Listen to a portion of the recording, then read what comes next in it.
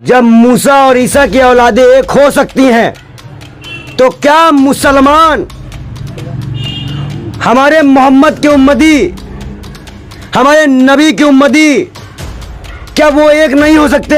अरे इसके लिए एक हो जाए। लेकिन आज मुसलमान इस्लाम के लिए भी एक नहीं होया। अभी कुछ दिन पहले लगातार कुरान जलाई गई, मैं चीखता रहा, चिल्लाता रहा, हाथ जोड़ता रहा, लेकिन कोई मुसलमान एक नहीं हुआ। आज उनकी उम्मत पे वार है, मस्जिद अक्सा पे वार है, खतरा मंडरा रहा है। कभी भी मस्जिद पे कुछ भी ये लोग कर सकते हैं, लेकिन क्या मुसलमान कुरान के लिए भी एक नहीं हो सकता? जब मूसा और ईसा की औलाद एक हो सकती है तो हमारे नबी की उम्मत कहाँ सो रहे हैं? कौन से टिकटॉक में मुजरा गा रहे हैं? सोच रहा हूँ अमेरिका और रूस से हमें सहायता मिल जाएगी, आज हम फिलिस्तीन खत्म करवा दे तो कल सऊदी भी नहीं बचेगा। फिर तो फिलहाल मस्जिद अक्सा को तुमने बचाने के लिए एक नहीं हो पा रहे हो, तो क्या मक्का मदीना बचाओगे? कि फिलिस्तीन में कुछ हुआ है, वहाँ बच्चे मर रहे हैं, वहाँ कैसे क्या है। फिर उनको 72 वाला इतिहास पढ़ना चाहिए, मैदान करबला का। अगर इतनी बड़ी उम्मत नबी ने खड़ी कर दी और फिर भी डर रहे हो तो शर्म आनी चाहिए। नबी भी फिर तुम पे लानत देंगे। इसीलिए आज जालिम बादशाह हुकूमत कर रहा है मुसलमानों पर, क्योंकि वो अपने नबी पे भरोसा छोड़ दिया है। वो अमेरिका और ये इजराइल और इन लोगों को और इन सब देशों के साथ जो है अपना रहनुमा मानने लगा है। एक बार छोड़ो तो, ले लिया आपका माइक। ये माइक किसका था? तुम्हारा। तुम 1948 में आए भूखे नंगों की तरह। ये है फिलिस्तीन कि भाई हमें फिलिस्तीन में जगह दे दो, हम भूखे हैं। हम फोटो दिखाएंगे कैसे भूखे थे हम, बिल्कुल लाचार है। तो मुसलमान जो कुरान को मानता था, जो कि फिलिस्तीनी सच्चे मुसलमान हैं, सच्चे मुसलमान हैं, हमने सही बताए नमाज पढ़ते वक्त उनको लाते पढ़ती रह जाती हैं, वो बैठे रहते थे लेकिन उठते नहीं थे। वो कभी कभी औरतों को घसीट लिया जाता, लेकिन वो मस्जिद की तरफ भागती थी। यहाँ के मुसलमान तो उसको रियल मस्जिद यहाँ नहीं मिलता। रुके ये फिलिस्तीन था। जैसे ही हमने आपको ये माइक एक थोड़ा जगह आपको इस माइक का दे दिया कि भाई आप इतने में रहो, बाकी हम सब आपको सहारा देंगे।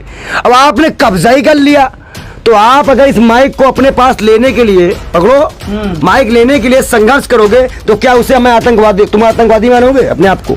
आतंकवादी गतिविधि कहोगे? तो ये तो भाई तुम्हारा है ना, तुम लोग संघर्ष कर रहे हो, हमें छीन रहे हो, लड़ रहे हो। और जबकि मस्जिद अक्सा जहाँ पे 1,24,000 नबियों को नमाज अदा कराई गई थी हरम से, और कितनी वहीं से उन्होंने जन्नत का रास्ता तय किया था हमारे नबी ने। जब अल्लाह ने ही कह दिया कि लास्ट पैगंबर हज़रत मोहम्मद साहब है, तो वहीं से तो बात खत्म ही हो गई ना।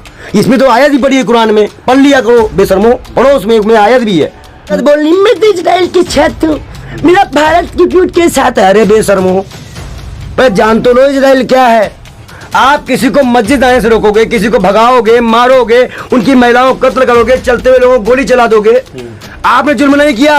और फिलिस्तीन के मुसलमानों से हम कहेंगे कि अल्लाह आपको और ताकत दे, और ताकत दे, इतनी ताकत दे कि अकेला फिलिस्तीन ही सच में सब मुसलमानों के अंदर में इस्लाम जिंदा करता है।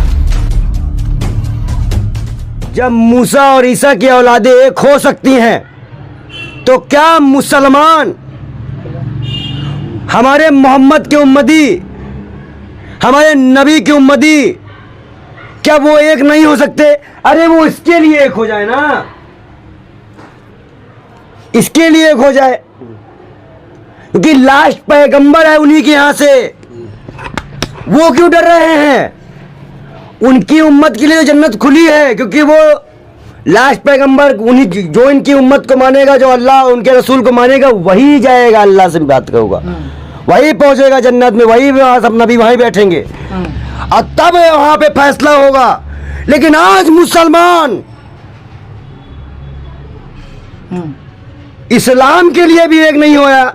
अभी कुछ दिन पहले लगातार कुरान जलाई गई, मैं चीखता रहा, चिल्लाता रहा, हाथ जोड़ता रहा, लेकिन कोई मुसलमान एक नहीं हुआ।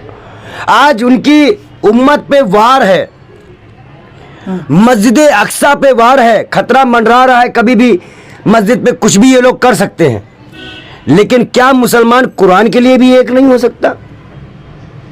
जब मूसा और ईसा की औलाद एक हो सकती है तो हमारे नबी की उम्मत कहाँ सो रहे हैं? कौन से टिकटॉक में मुजरा गा रहे हैं? मूसा ईसा की औलाद मतलब आप इसकी बात कर रहे हैं? क्रिश्चियन और यहूदी की बात देखो कर रहे तुमको बता दे, जितना तुम पढ़े नहीं होगे उतना हम तुमको बता देंगे, इसीलिए हम पूरा संक्षेप में नहीं कहना चाहते। हैं।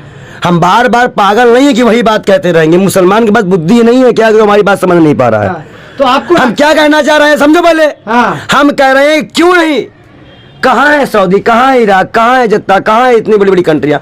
बताइए बहरीन और यूएई ने इजराइल का समर्थन दे दिया, टर्की ने उसको देश माना था 1951 में।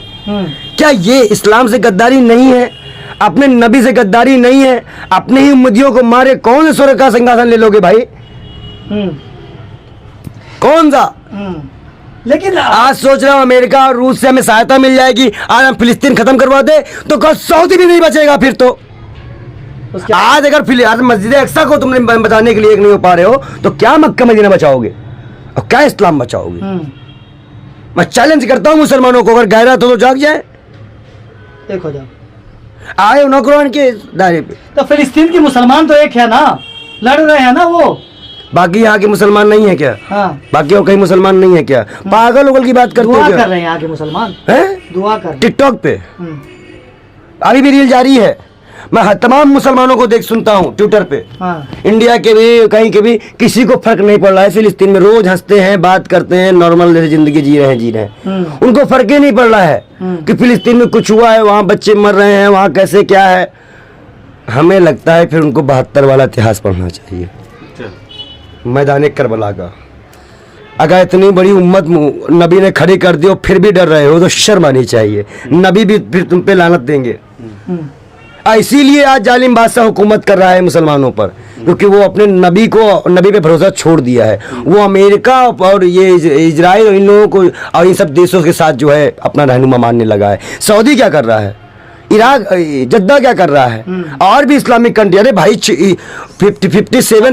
57-56 इस्लामिक कंट्रिया में कोई नहीं बोल पा रहा ईरान के अलावा।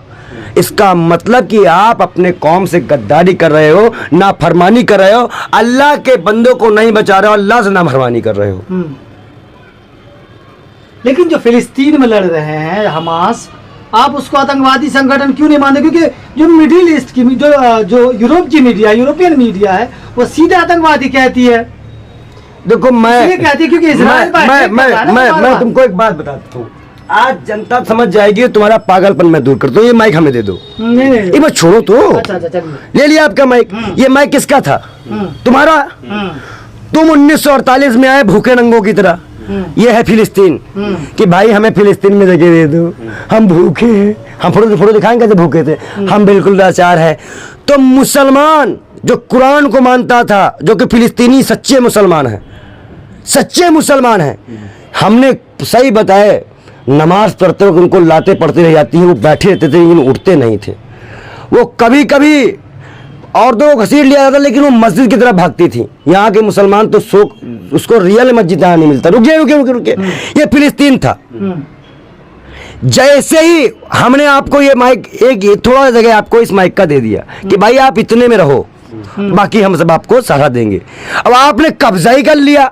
तो आप अगर इस माइक को अपने पास लेने के लिए पकड़ो, माइक लेने के लिए संघर्ष करोगे, तो क्या उसे हमें आतंकवादी, तुम आतंकवादी मानोगे अपने आप को, आतंकवादी गतिविधि कहोगे?